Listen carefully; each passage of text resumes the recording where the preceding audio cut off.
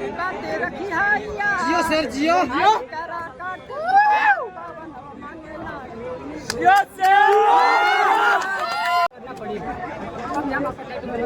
अच्छा, पवन सिंह के टैटू छपाने में दर्द नहीं हुआ था आपको क्या? तो भैया हम जब टैटू बनवाते उस समय 2-3 लड़की और 2-3 लड़का भी बनवाते, तो हम गाना फुल साउंड बजवाए और टैटू बनवाते हैं। अच्छा, ज्योति सिंह के भी इधर छपवा लेना चाहिए। अब क्या है? तो क्या है, भाभी छपा लीजिएगा तो क्या दिक्कत? उसके लिए कुछ करना पड़ता है। हम अपने शेर के लिए, पावर स्टार के लिए। अच्छा, पवन सिंह पावर स्टार शेर है जी। कैसा शेर?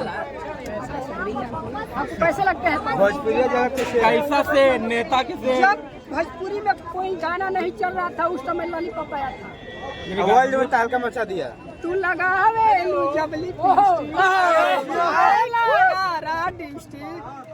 टॉप लागे कमरिया करेला अच्छा, एक आप उनको टैटू छपाएं, लेकिन एक सवाल है जो पवन सिंह जो बोल रहे हैं कि जो मेरा जो वेतन आएगा वो गरीब को, मेरी घर काट की बहनों को में दान किया जाएगा। पूछिए सवाल पूछिए कर देंगे।